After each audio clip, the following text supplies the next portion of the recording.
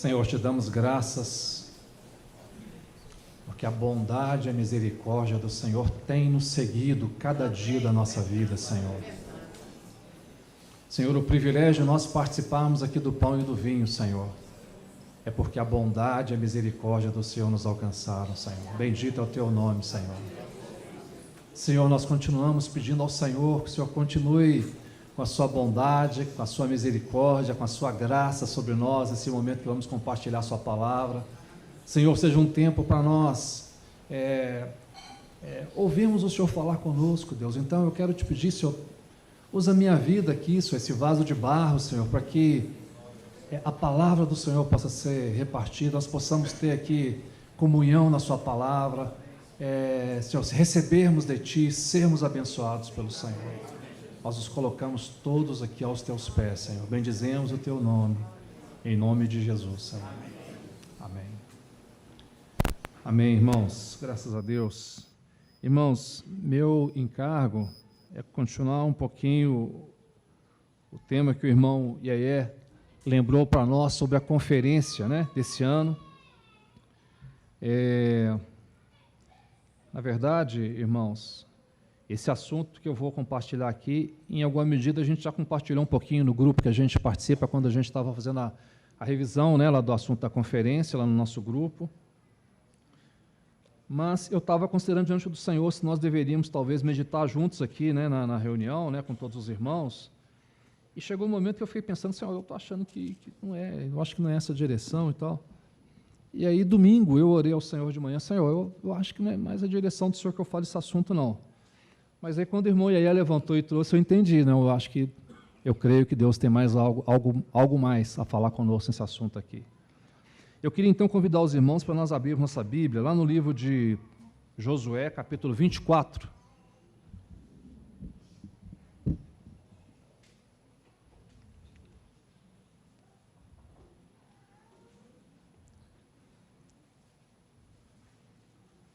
Os irmãos vão se lembrar que esse tema aqui foi um aspecto compartilhado pelo irmão Décio, lá de Salvador. Na primeira reunião que ele compartilhou, foi no sábado à noite. E vale a pena, depois os irmãos voltarem lá no site e ouvir de novo essa mensagem, vale muito a pena. Mas vamos lá então, Josué capítulo 24, a partir do versículo 1. Depois reuniu Josué todas as tribos de Israel em Siquém e chamou os anciãos de Israel, os seus cabeças, os seus juízes, os seus oficiais, e eles se apresentaram diante de Deus. Então Josué disse a todo o povo: assim diz o Senhor, Deus de Israel: antigamente vossos pais, Terá, pai de Abraão e de Naor, habitaram da além do Eufrates e serviram a outros deuses.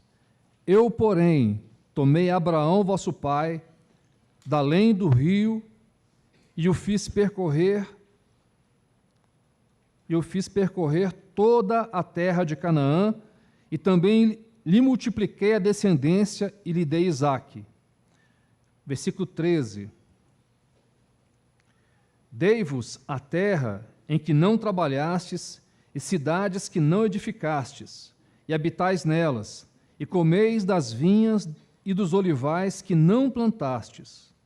Agora, pois, temei ao Senhor e servi-o com integridade e com fidelidade. Deitai fora os deuses aos quais serviram vossos pais da além do Eufrates e no Egito, e servi ao Senhor. Porém, se vos parece mal servir ao Senhor, escolhei hoje a quem sirvais, se aos deuses a quem serviram vossos pais, que estavam da além do Eufrates, ou aos deuses dos amorreus em cuja terra habitais. Eu e a minha casa serviremos ao Senhor. Então respondeu o povo e disse: longe de nós o abandonarmos o Senhor para servirmos a outros deuses. Versículo 22. Josué disse ao povo: sois testemunhas contra vós mesmos de que escolhestes o Senhor para o servir. E disseram: nós o somos. Agora, pois, deitai fora os deuses estranhos que há no meio de vós, e inclinai o coração ao Senhor, Deus de Israel. Irmãos, aqui o Josué, então, só para nós lembrarmos aqui dessa história, vamos lembrar aqui, O povo de Israel saiu do Egito, foi lá libertado lá pelo Senhor, lá do Egito, entrou no deserto. Nós sabemos, que se eles fossem direto do Egito para a terra de Canaã, eles levariam 11 dias.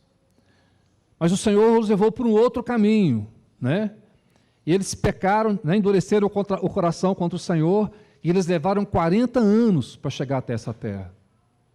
E quando eles chegaram na terra, Moisés, que estava à frente do povo, os irmãos se lembram, Moisés ele não pôde entrar na terra. Então o Senhor, porque ele tinha cometido lá uma ação que não representou bem o Senhor, então o Senhor falou, você não vai entrar na terra, você vai ver a terra. Então quem entrou na terra com o povo foi Josué. Josué foi aquele que foi escolhido para liderar o povo para entrar na terra. E Josué então entrou na terra e tomou posse daquela terra. E esse texto que nós estamos lendo aqui no capítulo 24 de Josué, já é próximo da morte de Josué. Já tinham um tempo que eles tinham entrado na terra de Canaã. Eles entraram, dominaram aquelas terras, já tinha um tempo, e agora Josué reuniu todo Israel e fez esse discurso, chamou o povo de Israel para ouvir essas palavras aqui. Então, por isso que nós lemos aqui no versículo 24, no capítulo 24, versículo 1, depois, já estava lá no final, reuniu Josué todas as tribos de Israel em Siquém. Aí chamou os anciãos, os cabeças, os líderes, os juízes, e falou essas palavras para eles. E aí lembrou para eles uma coisa, lá no versículo 2, Josué disse para eles, assim diz o Senhor, Deus de Israel, antigamente vossos pais, Terá era o pai de Abraão, e o pai de Naor, com reflexo aqui, também atrapalhando a ler aqui, Terá, o pai de Abraão e o pai de Naor, habitaram da além do Eufrates e serviram a outros deuses. Os irmãos se lembram de onde saiu Abraão? Ur dos Caldeus. Ur dos Caldeus, irmãos, era uma cidade muito idólatra. É interessante que, quando a gente vai ver isso lá em Gênesis capítulo 11, capítulo 10, capítulo 11, capítulo 12, não há uma descrição assim tão clara lá. Mas quando você vai ver outros escritos, diz então que Ur dos Caldeus era uma cidade muito idólatra. Haviam muitos deuses, muitos falsos deuses naquela cidade. O povo cultuava aqueles deuses. Mas havia um deus principal lá, que era um deus que estava relacionado com uma adoração ao astro lunar. Tem um nome lá, a gente não precisa mencionar. Então tinha um deus específico naquela cidade, mas haviam muitos deuses naquela cidade. Mas Deus chamou Abraão para sair daquela cidade, sair da sua terra, sair da sua parentela, sair da casa do seu pai e vai para uma terra que eu vou te mostrar. Deus tinha um chamado especial para o Abraão sair daquele contexto de confusão e de idolatria, e servir e caminhar diante de do Deus que é o Deus vivo, Deus único e verdadeiro. Irmãos, de certa maneira esse chamado foi feito a nós também, irmãos? Seja de qualquer tipo de religião que nós tenhamos vindo, ou mesmo que a gente pense, não tinha religião nenhuma, mas nós também estávamos no contexto de idolatria, de confusão, de falsos deuses, de deuses estranhos, e de alguma maneira o Senhor falou, Alberto, Mônica, de alguma maneira o Senhor nos chamou para que nós saíssemos daquele contexto de confusão, então nós servíssemos ao Deus vivo e verdadeiro, e graças a Deus, bondade e misericórdia temos seguido todos os dias da nossa vida. Graças a Deus. Mas se nós olharmos também, irmãos, desde a saída desde Abraão, até esse momento aqui, então, Abraão, quando Abraão saiu, ele não tinha filhos, irmãos, se lembra? A Sara era estéril, levou um tempo para Sara ter lá o filho, Isaac, e depois Isaac cresceu, e depois Isaac teve os 2 filhos lá, Jacó e Esaú, e Jacó teve os 12 filhos, que eram os 12 patriarcas, até esse povo, né, descendência de Abraão, né, ir para Canaã, os irmãos se lembram que depois eles precisaram voltar, ir para o Egito, porque tinha fome em Canaã, eles foram para o Egito, ficaram no Egito, e lá eles ficaram como escravos por 400 anos.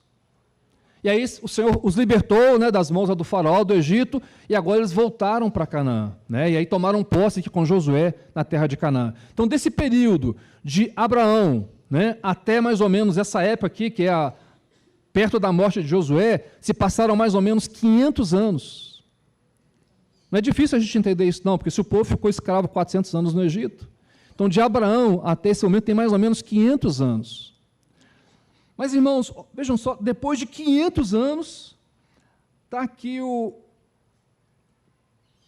Josué reunindo o povo, né, e falando o seguinte, no versículo 14 aqui: agora, pois, temei ao Senhor e servi-o com integridade e com fidelidade. Deitai fora os deuses aos quais serviram vossos pais, da além do Eufrates e no Egito, e servi ao Senhor. Puxa, 500 anos se passou, né? Do tempo que eles saíram do Egito até esse momento aqui, irmãos, tem aproximadamente aqui uns 45, 50 anos do tempo que eles saíram do Egito. Então tinha muito tempo que eles tinham saído do Egito, mas eles ainda carregavam deuses estranhos com eles. Era o povo do Senhor, né, estava ali na terra prometida, mas eles ainda carregavam deuses estranhos com eles, né? E ainda faz menção dos deuses antigos que os pais serviram lá do Eufrates. Então, dá a entender que alguns estavam trazendo culto a deuses lá do Eufrates, lá de Ur dos Caldeus ainda, mas espera aí, 500 anos depois. Sabe o que a gente pode ver nisso aqui, irmãos? O homem, né? E aí nós temos uma tendência à idolatria, irmãos. Nós temos um coração duro para com Deus, né? Porque sabendo, né, que esse Deus nosso, esse Deus cheio de graça, de bondade, de misericórdia para conosco, mas o nosso coração gosta tanto de buscar outros deuses, né? De apoiar em outros deuses, né? E aí a gente pode pensar assim: não, irmão, mas espera aí, nós já saímos desse, né, lá desse contexto de idolatria. Quanto a esses ídolos visíveis, né, esperamos, cremos, acreditamos que sim, mas sabe, irmãos, há muitos ídolos invisíveis, que às vezes nós não percebemos, mas que eles também imperam na nossa vida, sobretudo no nosso coração. Então,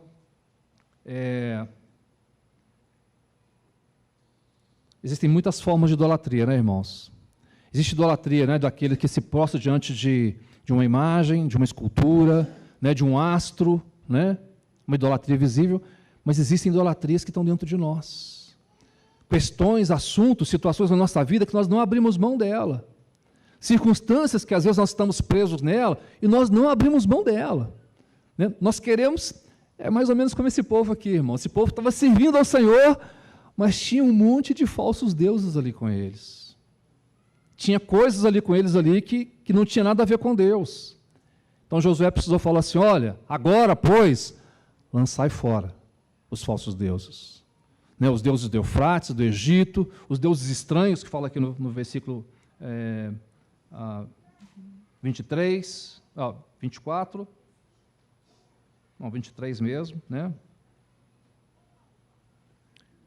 Então, haviam deuses que estavam sendo carregados. E, irmãos, os irmãos se lembram que naquela época, né, haviam tantas confusões, né? Quantas foram as vezes que aquele povo se envolveu em idolatria? Na verdade, irmãos, né, falando desse coração endurecido que nós homens temos, né, se nós nos lembrarmos, os irmãos se lembram lá daquela passagem lá da Torre de Babel, que está no capítulo 11 de Gênesis, né? O que aqueles homens queriam, né, para edificar aquela cidade, né? Uma cidade que tivesse uma torre que tocasse o céu. O que eles queriam, né? Na verdade, eles queriam, de alguma maneira, se opor a Deus. Portanto, Deus precisou, né, Deus viu aquela situação, e Deus veio, e Deus precisou confundir a língua daquele povo, para que eles não tomassem caminhos cada vez mais de oposição a Deus, né? E aí a língua daquelas pessoas foi misturada, eles foram espalhados na terra. Então a gente pensa assim, não, acabou a idolatria. Mas olha que coisa estranha, irmãos, né? Tanto tempo passou depois de Babel, né? E aí está lá em Ur dos Caldeus, e está lá o povo envolvido com idolatria. O próprio Terá e o próprio Abraão, irmãos, embora eles estivessem em Ur dos Caldeus, mas eles eram descendentes de Sem. E Sem é o filho mais velho de Noé. E Noé é quem passou pelo dilúvio, com seus filhos. Então, estava lá Noé, Sem, Cã e Jafé. Então, óbvio, né, que Noé, né, e os filhos tiveram aquela experiência com Deus, e eles sabiam que havia um Deus vivo, um Deus verdadeiro. Mas, rapidamente, né, os homens, né, nós, de maneira geral, nos envolvemos com outros deuses. Rapidamente. Né? E o que é, né, na verdade, né, irmãos, o que são esses falsos ídolos? Né? Eu me lembro, já comentei com os irmãos, eu me lembro de uma versão antiga do Novo Testamento chamada O Mais Importante é o Amor. Não sei se vocês vão se lembrar dela, ela é muito antiga. Hoje a gente não vê mais em dia. Mas lá no capítulo 5 de 1 João, versículo 21, fala assim, se nós abrirmos a Bíblia, fala assim, filhinhos, guardai-vos dos ídolos. Mas naquela tradução, dizia de uma maneira um pouco mais clara, dizia assim, filhinhos, fugi de tudo aquilo que possa roubar o lugar de Deus em vossos corações. Então, o ídolo é aquilo que ocupa o lugar de Deus. O ídolo é aquilo que toma o lugar de Deus. E aí, mais uma vez, irmãos, né, pode ser um ídolo, né, físico, né, uma imagem de escultura, um astro, um poste, pode ser alguma coisa física, visível, mas pode ser também alguma coisa invisível, mas que está dentro de nós e que está ocupando o lugar de Deus no nosso coração. Né, irmãos, vamos nos lembrar, quando Deus pediu para Abraão a Isaque, o que Deus queria ver, né, no coração de Abraão, é se Abraão tinha um coração íntegro para com ele. E Abraão correspondeu ao Senhor e estava ali pronto para sacrificar o Isaque. Mas muitas vezes, irmãos, nós trazemos alguns Isaques, né, no nosso coração que nós não queremos sacrificar ao Senhor. Então, se nós temos alguma coisa que nós não queremos render, entregar ao Senhor, que aquilo é caro demais para nós. Então, irmão, essa é característica de um ídolo na nossa vida. Nessa circunstância, essa situação é característica de ídolo na nossa vida. Né? E nós precisamos, então, render isso ao Senhor, entregar ao Senhor e pedir que realmente o Senhor nos livre e quebre essas coisas de nós. Né? Então, irmãos, a idolatria está relacionada com coisas visíveis, mas está relacionado também, né, com atitudes, posturas, posicionamento que a gente tenha. Pode ser um sentimento que nós tenhamos, pode ser algum tipo de apego especial que a gente tenha. Né? Pode ser pecado, pode ser desejo que a gente carrega conosco, ainda que a gente talvez não realize, mas, né, algum desejo indevido que a gente tenha dentro de nós. Né? Mas essas coisas, né, esses apegos, esses ídolos, vamos falar aqui mais claro, irmãos, né, eles nos travam no nosso caminhar com o Senhor. Sabe, irmãos, às vezes, a nossa vida, a gente quer dar alguns passos com Deus e a gente não consegue avançar. Às vezes a gente fica paralisado. E muitas vezes, irmãos, o que nos paralisa são essas coisas que estão nos prendendo, nos agarrando, nos segurando, nos impedindo de realmente a gente prosseguir mais firme com o Senhor. E aí, às vezes, nós acostumamos a ficar sempre aquém, né, daquilo que Deus tem para nós. A gente não avança, né? Mas o Senhor, de fato, quer que nós avancemos. Mas para nós avançarmos, irmãos, né, como nós vimos aqui o Josué falando, agora, pois, lançai, ele falou, deitai fora os deuses do Egito, do Eufrates, os deuses estranhos. Né? Deitar fora é lançar fora. Né? É tirar de nós e realmente lançar fora. Essa é a palavra que está sendo dita aqui. Né? Lá em 1 Coríntios 10, o Lincoln hoje nos chamou para ler esse texto, né? Mas nesse mesmo capítulo menciona alguma coisa a respeito de idolatria que vale a pena a gente dar uma olhada lá. Os irmãos vão se lembrar, mas para muitos de nós é importante nós vermos. 1 Coríntios 10,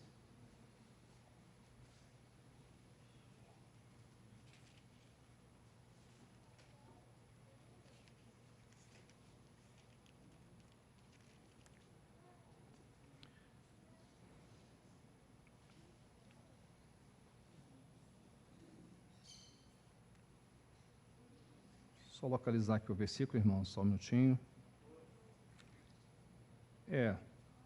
14. 1 Coríntios 10, versículo 14, fala assim: portanto, meus amados, fugi da idolatria. Falo como a criteriosos. Julgai vós mesmos o que digo. Porventura, o cálice da bênção que abençoamos não é a comunhão do sangue de Cristo? O pão que partimos não é a comunhão do corpo de Cristo? Porque nós, embora muitos, somos unicamente um pão, um só corpo, porque todos participam do único pão. Versículo 19. Que digo, pois? Que o sacrificado ao ídolo é alguma coisa? Ou que o próprio ídolo tem algum valor? Antes digo que as coisas que eles sacrificam é a demônios que as sacrificam e não a Deus. E não quero que vos torneis associados aos demônios. Não podeis beber o cálice do Senhor e o cálice dos demônios. Não podeis participar da mesa do Senhor e da mesa dos demônios. Então aqui está dizendo para nós, irmãos, que por detrás de cada ídolo, na verdade, não está o ídolo em si. Né? Tenta lembrar aí agora, irmão, para ficar mais fácil, um ídolo visível que a gente tem, né, que a gente conheça. Por detrás de um ídolo, não está apenas aquele ídolo visível. Por detrás do ídolo estão demônios querendo receber o culto e a adoração que pertence somente a Deus. E aí talvez seja mais fácil, irmão, nós pensarmos isso quando a gente pensa no ídolo visível. Né? Ah, é verdade, aquele ídolo lá, realmente ali tem demônios ali querendo receber a adoração que deve ser só a Deus. Sim. É mais difícil a gente imaginar isso em ídolos não visíveis, mas, irmãos, naquilo que é pesado demais no nosso coração, apegado demais no nosso coração, difícil demais de nós abrirmos mão, um tipo de idolatria, irmãos, por detrás disso também há demônios. Também há demônios. O irmão Iaia comentou conosco no domingo passado sobre a palavra que o irmão Juvenal usou, conectados, conexão, né? E aí ele deu o exemplo da internet, né? E aí, irmãos, eu fiquei pensando no que ele falou lá, né? Olha só uma coisa, irmãos, né?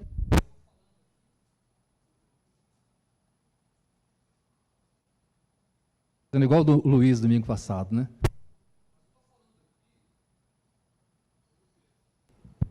Eu estou falando aqui e os irmãos não estão vendo nenhum fio. Então não tem conexão. Não, mas tem conexão, né? Na verdade, irmãos, há aqui aquela questão do wireless. Aqui não é nem internet, né, meu irmão? Aqui, além da internet que há, né? Mas há também uma conexão, posso dizer, elétrica? São ondas, né? Na verdade, são ondas que estão aqui, que carregam, né, a voz que sai aqui, lá para uma central ali, que joga para a caixa de som. Ondas eletromagnéticas, exatamente. Então, irmãos, há uma conexão aqui, que não é visível, mas há uma conexão. A internet que a gente usa, né, que a gente acessa lá no celular, né, que a gente entra naquele site lá, vê, meu celular não está conectado em nenhum fio, mas essas ondas também, né, eletromagnéticas também, então aí elas chegam e fazem aquela conexão. E, irmãos, é engraçado, isso para nós é tão fácil a gente entender, né, a gente vai acostumando com essas coisas, tão fácil para a gente entender isso, né, irmãos? Antigamente, como o Iaia perguntou aqui domingo passado, né, quem que tem um telefone daquele antigo ainda, conectado, plugado lá na parede, né?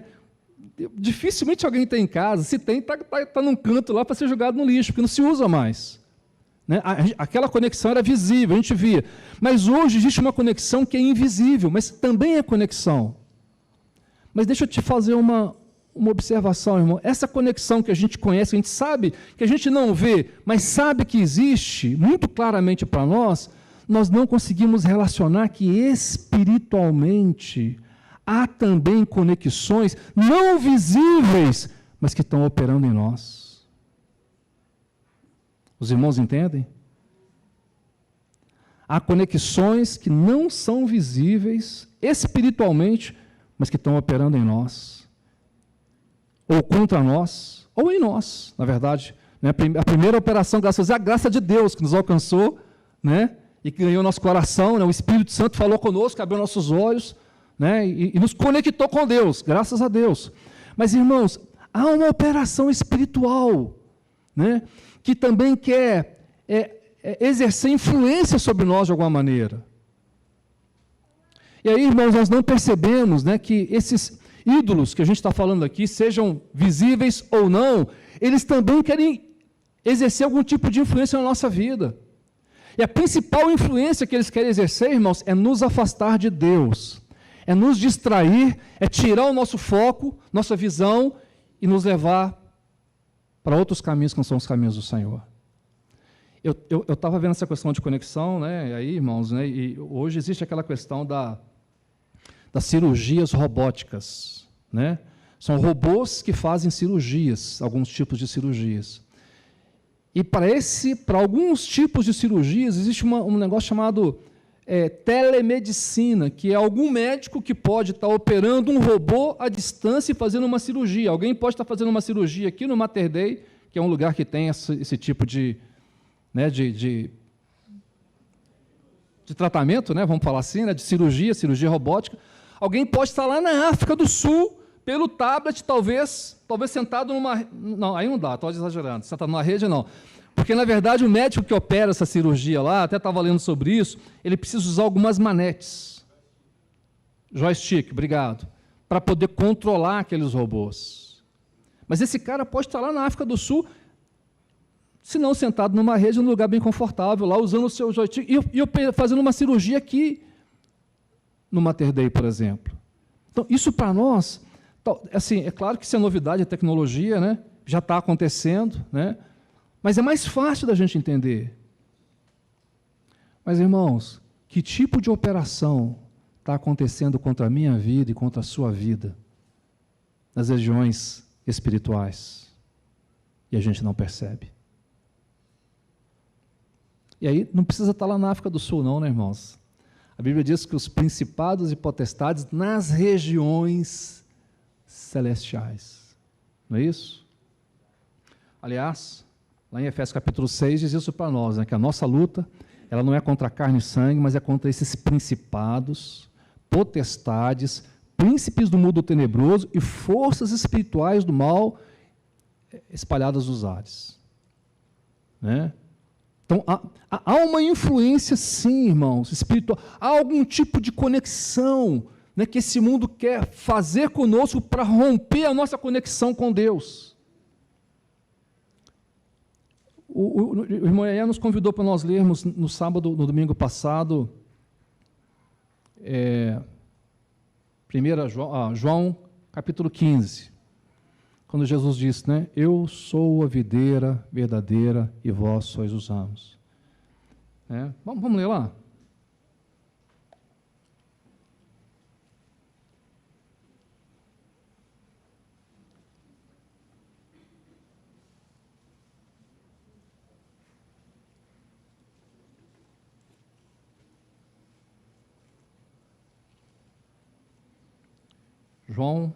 Evangelho de João, capítulo 15. Eu sou a videira verdadeira, e meu Pai é o agricultor. Todo ramo que estando em mim não der fruto, ele o corta, e todo o que dá fruto limpa, para que produza mais fruto ainda. Vós já estáis limpos pela palavra que vos tenho falado. Permanecei em mim, e eu permanecerei em vós. Como não pode o ramo produzir fruto de si mesmo, se não permanecer na videira, assim nem vós o podeis dar, se não permanecerdes em mim. Eu sou a videira, vós os ramos. Quem permanece em mim, e eu nele, esse dá muito fruto, porque sem mim nada podeis fazer. Então esse texto fala para nós, né, irmãos, de nós estarmos ligados do Senhor, conectados com o Senhor. Se nós estamos conectados com o Senhor, então a vida do Senhor, né, vem a nós e os frutos vão aparecer. Os frutos vão ser dados. Né? Mas se nós não estivermos ligados com o Senhor, irmãos, os frutos não serão dados. A gente às vezes se ilude, irmãos, pensando que Se a gente levar uma vida com Deus mais ou menos, dá para seguir assim, dá para levar. Irmãos, não produz fruto. Não produz fruto. Ou nós estamos ligados, conectados de fato com o Senhor, e a vida do Senhor opera em nós e produz fruto através da nossa vida, ou então, irmãos, nós vamos ficar como aquele ramo que está ali, mas que não produz, só está ali, só está aparente, mas não produz fruto nenhum, não tem efetividade, é infrutífero. E, irmãos, Deus não quer que nenhum de nós sejamos infrutíferos. E sabe, irmãos, nós estamos aqui, nós estamos no mundo, Então, no mundo a gente trabalha, a gente estuda, a gente cuida de filho, a gente cuida da casa, a gente faz um monte de coisa no mundo. Mas a principal função que nós temos, irmãos, sabe qual que é produzir frutos para Deus. Se eu trabalhar muito, muito mesmo, e talvez levar algum lucro para a empresa que eu trabalho, que legal, parabéns. Mas isso vai passar, irmãos. E olha só, isso está passando. E para muitos de nós, isso já passou. Mas produzir frutos para Deus, irmãos, é desde o primeiro dia que a gente creu em Jesus, até o dia que o Senhor nos chamar para estar com Ele. Essa é a nossa principal finalidade, irmãos, produzir frutos para Deus. E aí pode ser sim lá no nosso trabalho, pode ser sim lá onde a gente estuda, pode ser na nossa casa, pode ser na rua, na vizinhança, aqui, onde for, mas produzir frutos agradáveis ao Senhor. Esse é o nosso grande chamado, irmão. E o fruto, irmãos, não pensa que o fruto é talvez estar aqui na frente pregando. Não, irmãos, o fruto é ser agradável ao Senhor. Eu posso estar aqui na frente pregando e não estar agradando ao Senhor. Mas o irmão pode estar ali, talvez, na portaria, como tem um irmão ali na portaria, com a postura e com o coração e uma atitude tão agradável ao Senhor, que são frutos agradáveis ao Senhor. Então, irmãos, o nosso viver precisa ser um viver de produzir frutos agradáveis ao Senhor. Mas, como eu estava falando para os irmãos, o ídolo, e essas ações que a gente recebe, irmãos, essas influências, o que eles querem fazer sobre nós é nos tornar infrutíferos. É que a gente não produza fruto agradável ao Senhor.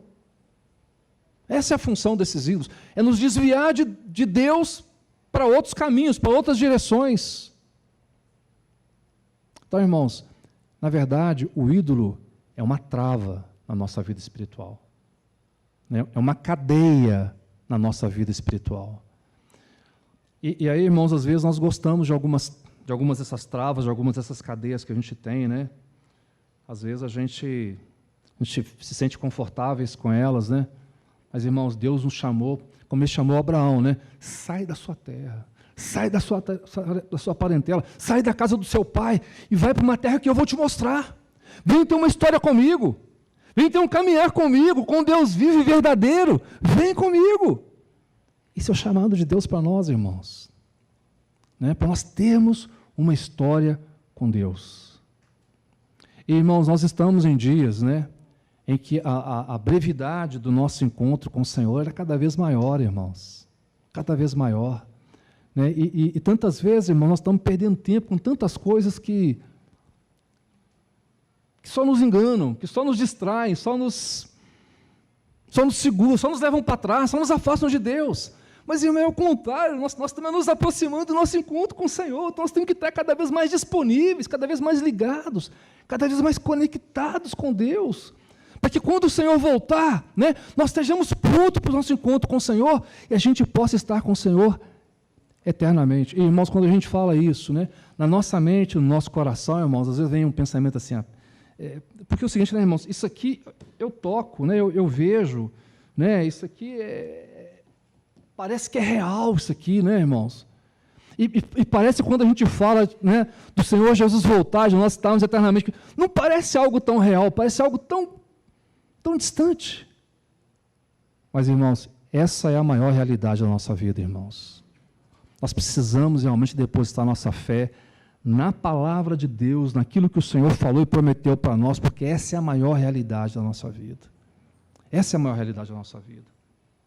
Então, como eu estava dizendo, irmãos, essas ações, né, essa idolatria quer tornar infrutífero o nosso viver diante do Senhor, né, quer nos afastar de Deus. Né, esse é o grande intento desses ídolos. Né.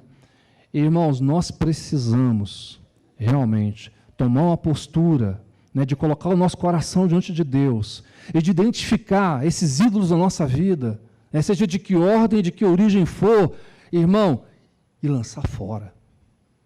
E lançar fora. E algumas vezes, irmão, nós já tentamos fazer isso.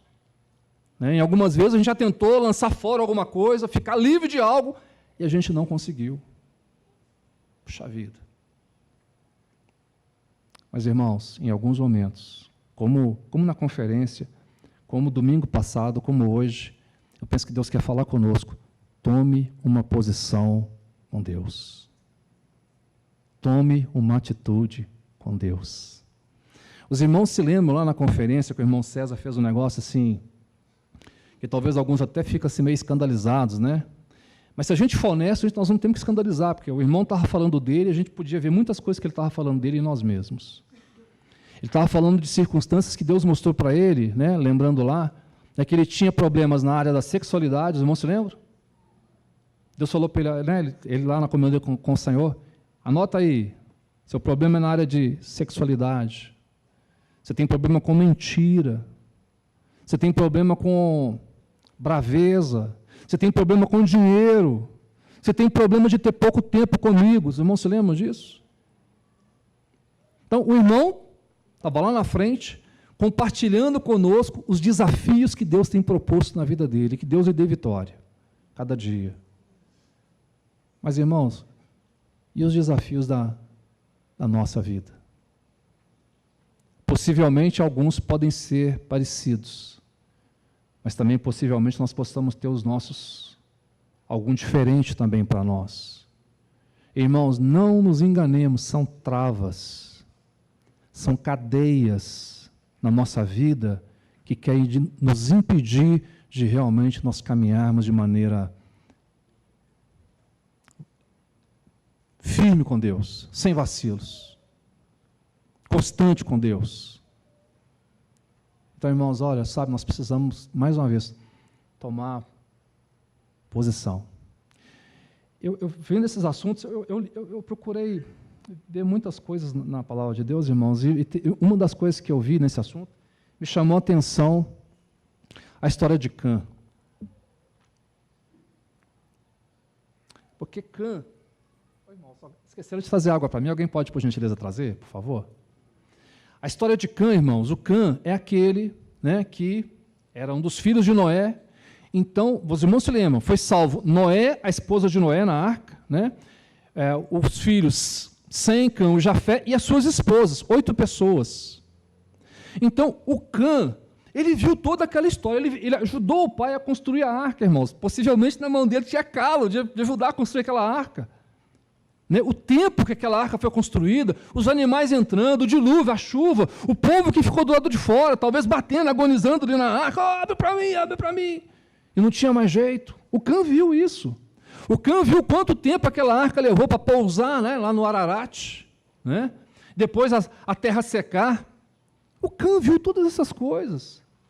Mas, irmãos, olha como nosso coração é perverso. Obrigado, Joel.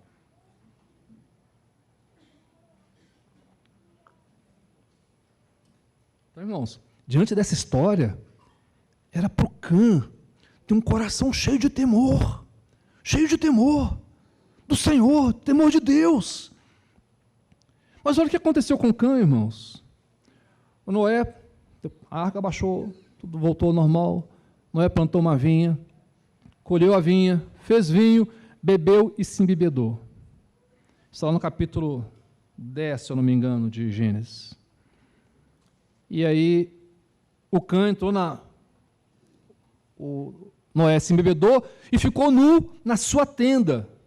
Na sua tenda. Imagino eu, quando lá o texto fala que diz, ele ficou nu na sua tenda, imagino eu que cada um tivesse a sua tenda, né? O Noé tinha a tenda dele com a sua esposa, o Sem tinha a tenda dele com a sua esposa, o Jafé com a sua esposa e o Cã com a sua esposa. Mas o Cã entrou na tenda do pai, viu o pai nu, e o que ele fez, irmãos? Né? Bêbado e nu. Ele saiu, e a Bíblia diz, e ele fez saber fora. A Bíblia não descreve exatamente o que é isso, mas ele fez saber fora. Irmãos, eu penso que talvez a atitude que o Cã teve ali naquela hora ali foi, primeiro, uma atitude de desrespeito e talvez uma atitude de zombaria com seu pai. E aí, quando Noé, né, os irmãos se lembram do texto, né, ele chegou a falar para os seus irmãos, o Sem e o Jafé pegaram um lençol, uma capa, né, e foram andando assim de costas, e jogaram aquela capa em cima do pai e cobriram o Deus do pai. A gente pode pensar assim, todo mundo é homem, gente, não tem disso. Mas, irmãos, infelizmente, com o tempo, as questões de moralidade elas vêm se perdendo, né? Se talvez a gente entrar ali no banheiro masculino ali e a gente vê algum homem lá, talvez assim, meio, né, mal composto, isso é estranho, o banheiro de homem é assim, talvez no banheiro das mulheres, né? Mas naquele tempo não, irmãos. Né? Realmente a nudez era coberta mesmo, de fato era coberta. Né? E de fato, irmãos, a nudez não é para ser descoberta diante de qualquer pessoa. Não é mesmo. Tá? De fato, não é. Mas então o Sem e o Jafé tiveram aquela atitude de... Eles nem olharam, eles foram e já jogaram aquela capa em cima do pai. E quando Noé voltou a si, né, que ele recobrou lá a sensatez, o que ele fez, irmãos, os irmãos se lembram? Ele amaldiçoou o Cã. E aí, quando você vai vendo as histórias, irmão, você vai seguindo na leitura bíblica, a descendência de Cã é a descendência dos cananeus, dos jebuseus, dos ferezeus, dos montes de eus que tem lá, que são os inimigos de Israel. Então, irmãos, vejam bem, a descendência daquele homem que teve um testemunho tão forte, tão grande, que era para ser cheio do temor de Deus, agora é uma descendência que se opõe ao povo de Deus. E eu fiquei pensando uma coisa, irmão, sabe? Será que é porque Noé amaldiçoou o Cã? Eu fiquei pensando numa coisa, irmão, sabe? Na verdade, aquela situação só exteriorizou, externou o coração de Cã. E aí, irmãos, né, mais na frente, a palavra de Deus vem dizer para nós o seguinte: honra teu pai e a tua mãe. Os irmãos se lembram o que é? Não, fala alto, irmãos. É o primeiro mandamento com promessa. Então, olha como que Deus leva a sério a questão do pai e da mãe. Honra teu pai e a tua mãe. E o que o Cã fez ali, irmãos, ele desonrou seu pai. O Cã desonrou seu pai. Né? Mas talvez o coração do Cã, embora tenha passado por toda aquela situação, tenha visto aquelas grandes obras e todo aquele testemunho do dilúvio, talvez entende que o coração do Cã não era esse coração de temor de Deus. Portanto, ele zombou do seu pai. Ele desrespeitou, desonrou seu pai. E, irmãos, eu fiquei pensando nisso, talvez pelo que o Iaia falou domingo passado. Domingo passado o Iaia falou muito, eu estou te mencionando muitas vezes, irmãos, eu acho que é um pouco complementar aqui o meu encargo, né? O Iaia falou muitas vezes da questão da autoridade do pai. E, irmãos, de fato, né, a gente já teve a oportunidade de falar isso aqui outras vezes, o pai, o marido, irmãos, ele tem uma postura, uma posição de muita autoridade na sua casa. Ele tem, irmãos. E a gente sabe que hoje tem essa questão, né, da igualdade, dos direitos, tem tudo isso aí. E interessante, irmãos, quem mais valoriza, né, e quando se fala isso, às vezes se pensa aquela questão do machismo, do feminismo, mas é interessante, se a gente for ver na história, quem mais valoriza a mulher é Deus. Deus é quem mais valoriza a mulher, é quem coloca a mulher na posição de honra, é o próprio Deus. Mas o próprio Deus diz o seguinte, irmãos, que o marido é o cabeça da mulher, ele é o cabeça do lar, ele é o cabeça da família. Os irmãos se lembram daquele texto lá de Coríntios, capítulo 3, se eu não estou enganado, que fala que ninguém pode lançar outro fundamento a não ser Cristo. E cada um veja como edifica sobre ele. Os irmãos se lembram, capítulo 3 de 1 Coríntios?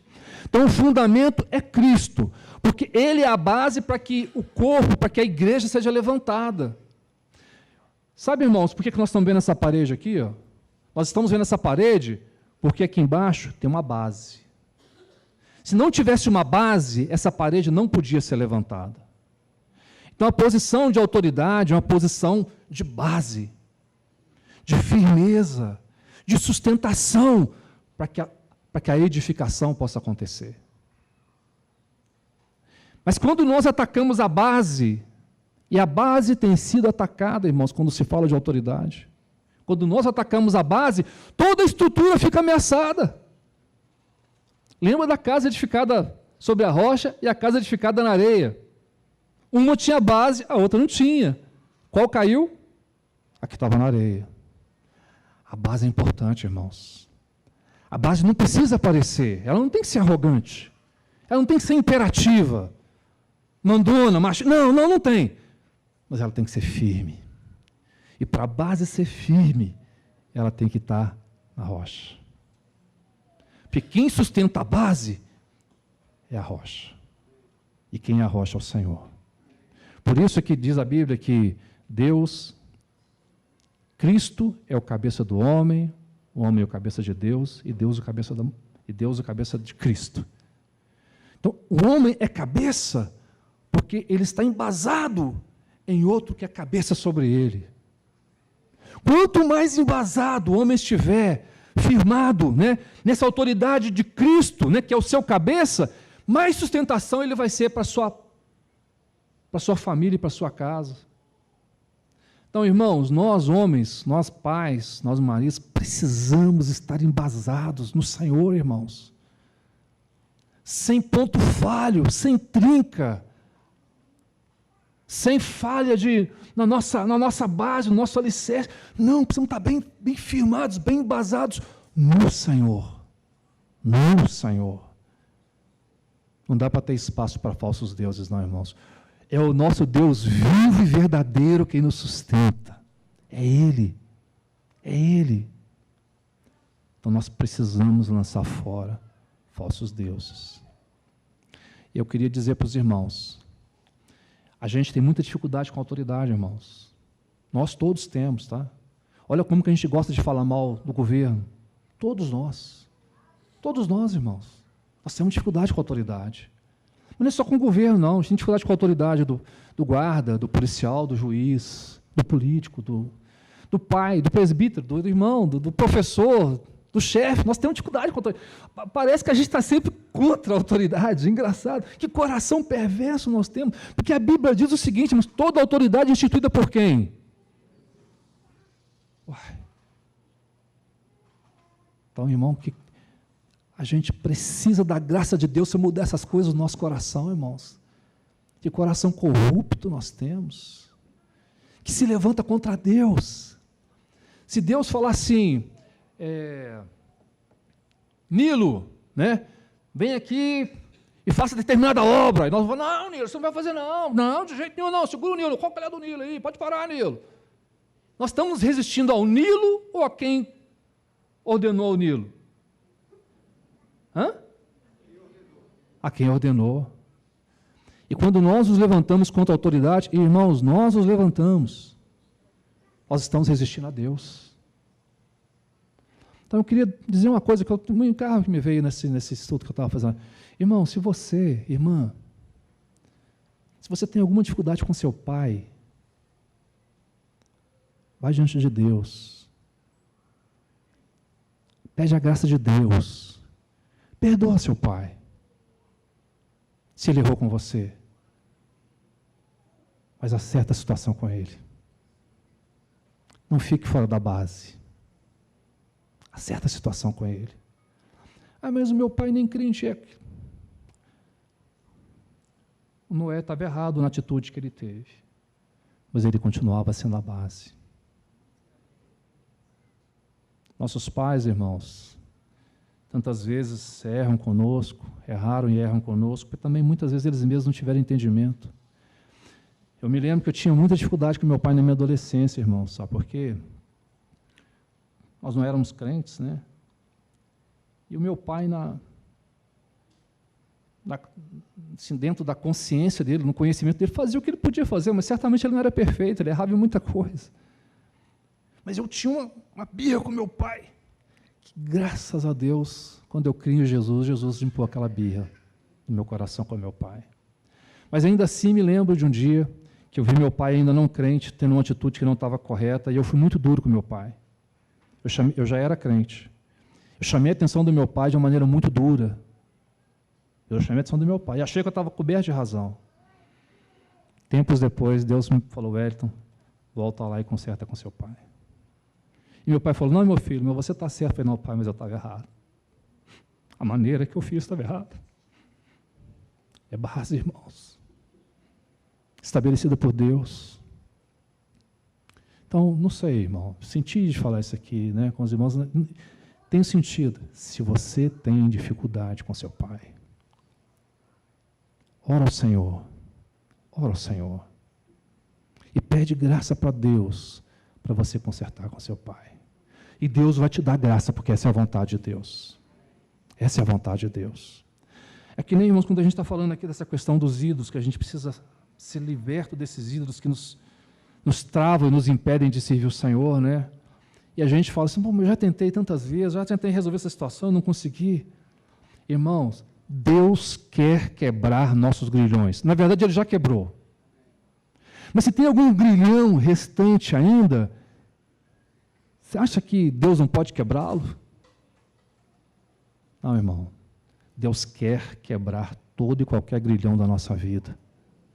E nos fazer ter um andar e um caminhar agradável a Ele, andar com Ele, na presença dEle. Deus quer fazer isso na nossa vida, irmãos. E sabe, irmãos, às vezes nós ouvimos essas coisas, né, como a gente ouviu esses irmãos, e a gente fica pensando assim, eu preciso consertar mesmo. Aliás, o irmão César também contou a história dele de resistência, né, como que ele resistiu. Irmão, como a gente resiste o Senhor, irmãos? Como a gente resiste o Senhor? Nós somos duros.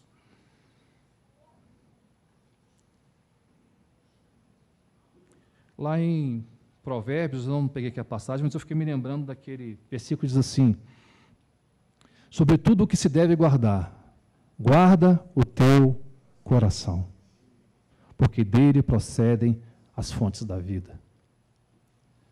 Como nós precisamos guardar o nosso coração de falsos deuses, irmãos, de ídolos, de coisas que não são agradáveis a Deus e estão lá. A gente sabe que estão lá. Precisam sair de lá. O nosso coração precisa ser íntegro para o Senhor. Precisa sair de lá. Então foi isso que o Josué falou. Ele falou isso em duas passagens. Ele falou do versículo 14 do capítulo 24. Agora, pois, temei ao Senhor e servi-o com integridade e com fidelidade. Então, olha só, irmãos, agora, teme ao Senhor. Aconteceu muita coisa, mas agora, teme ao Senhor. E sirva-o com integridade, com inteireza de coração e com fidelidade. Sirva ao Senhor, meu irmão. Nos versículos que a gente leu, lá no capítulo 24 mesmo, versículo 15, o Josué falou assim, vocês escolham hoje a quem vocês vão servir. Eu e a minha casa serviremos ao Senhor. Sirva mesmo. Se você vai dizer isso, e você precisa dizer, sirva mesmo. Com inteireza, um coração íntegro diante de Deus, com fidelidade. Está lá no versículo 14. E aí continua dizendo, né? Deitai fora os deuses aos quais serviram vossos pais da além do Eufrates e no Egito, e servi ao Senhor. E no versículo 23, repete de novo. Agora, pois, deitai fora os deuses estranhos que há no meio de vós. Olha que coisa interessante, irmãos, como está falando, né? Tanto tempo já se passou, mas ainda havia Deus estranho no meio deles. Josué está falando, deitai fora os deuses estranhos que há no meio de vós. Há no meio de vós. E, irmãos, o texto que a gente leu lá de João capítulo 15, fala assim, todo ramo que estando em mim não der fruto, ele corta. Mas o que dá fruto, os irmãos se lembram lá? O que dá fruto, o que ele faz? Ele limpa, para que dê mais fruto ainda. Irmãos, Deus quer nos limpar. Nos limpar de tudo aquilo que não é agradável a Ele. Deus quer nos limpar para dar mais fruto ainda. Deus quer nos limpar, irmãos. Vamos ver aqui, ó. Temer ao Senhor, servir ao Senhor com integridade, lançar fora, deitar fora os deuses estranhos, né? A gente faz assim, como se tivesse na nossa mão, né? É daqui, irmão. Arrancar de dentro de nós e lançar fora. Como a gente lembrou, né? Ídolo é tudo aquilo que quer ocupar o lugar de Deus no nosso coração, né? E Deuteronômio, irmãos, capítulo 6, versículo 5, não precisa dos irmãos abrirem não, porque é uma passagem conhecida de todos nós. Fala assim, amarás ao Senhor teu Deus, de todo o teu coração, de toda a tua alma e de toda a tua força. O que é isso, irmãos? Coração íntegro para com Deus. Não é parcial.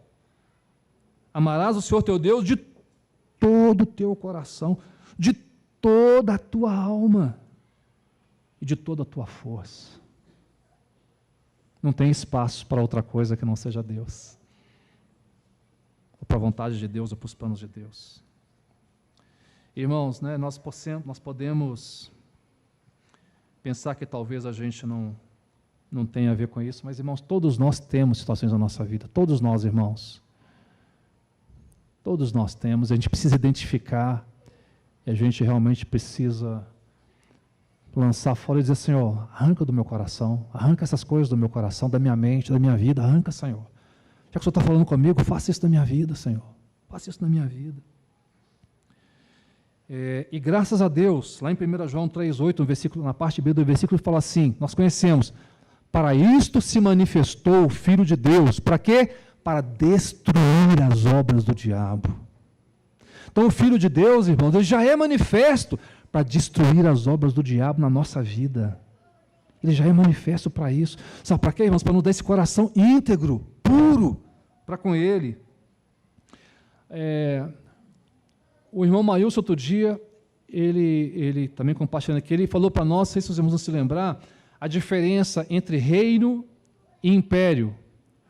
O reino é onde está o rei, né, e que tem aqueles súditos ali que se devotam àquele rei, né, que serve aquele rei, né, é o reino. Mas o império é quando alguém conquista outras regiões e aí obriga aquele povo a servir aquele rei. Então isso é o império. Então o império tem um caráter diferente de reino. O império muitas vezes é imposto. Mas o reino é algo que quem está naquele reino tem satisfação de viver naquele reino, né, então pertence àquele reino.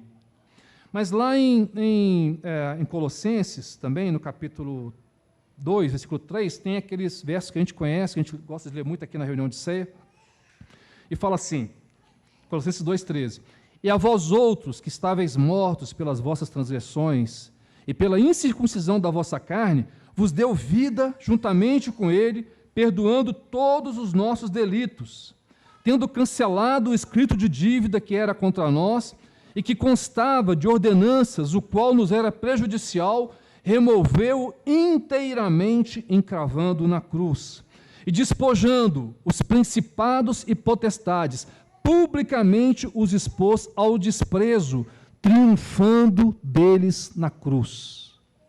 O apóstolo Paulo usou esse termo triunfo, né, irmãos? Porque o apóstolo Paulo estava naquele ambiente do Império Romano. E quando alguém, então, vivia um triunfo, o que era esse triunfo? Era quando um exército ia, né, um general ia com seu exército, e ele guerreava contra aquele outro exército inimigo, e vencia aquele exército inimigo, e o que ele fazia? Ele despojava aquele exército. E quando ele entrava de volta na cidade, parte, né, da grande celebração daquela vitória, ele vinha na frente marchando no seu cavalo, né, o exército atrás dele, mas lá atrás viam o exército vencido, algemado, despojado, humilhado. Então, eles participavam daquele cortejo onde o povo via a vitória daquele grande general. Então, aquilo era o triunfo daquele general.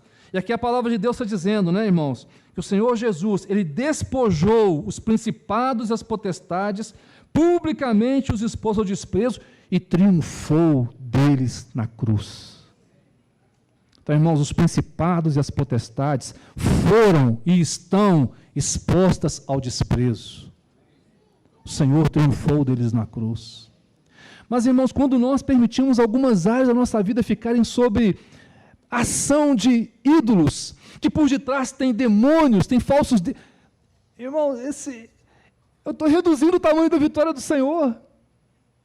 Esse cortejo do triunfo do Senhor, ele fica com algum ponto falho. Mas o Senhor já triunfou, irmãos. Por isso, sabe, irmãos, essas opressões tantas vezes que temos, lutas que temos, são tentativas do maligno de ainda resistir à grande vitória do Senhor. Mas, irmão, nosso inimigo já é um derrotado. Ele já é um derrotado. Nós precisamos, irmãos, pedir que Deus opere essa vitória tremenda na nossa vida e naquelas áreas que a gente tem talvez dificuldade. E Deus quer fazer isso, irmãos. Deus quer operar isso. Jesus falou assim, né, irmãos, lá no finalzinho do livro do Evangelho de Mateus, Jesus falou assim, olha, toda autoridade me foi dada nos céus e na terra. Toda a autoridade me foi dada no céu e na terra. Irmão, não há situação que o Senhor não tenha autoridade. Não há situação que o Senhor não possa desligar na nossa vida. E nós estamos conectados com o Senhor e desconectados com tudo aquilo que não é do Senhor. Toda a autoridade me foi dada nos céus e na terra. Então, irmãos, agora, pois, deitai fora os deuses estranhos que há no meio de vós e inclinai o coração ao Senhor, Deus de Israel. Amém? Queria convidar os irmãos para nós ficarmos de pé, a gente terminar orando.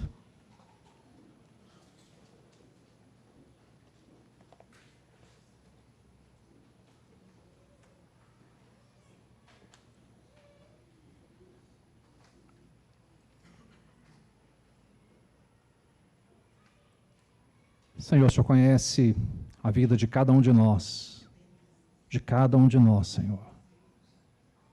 E nós queremos aqui, se ouvir diante de Ti, te pedir, Senhor, que realmente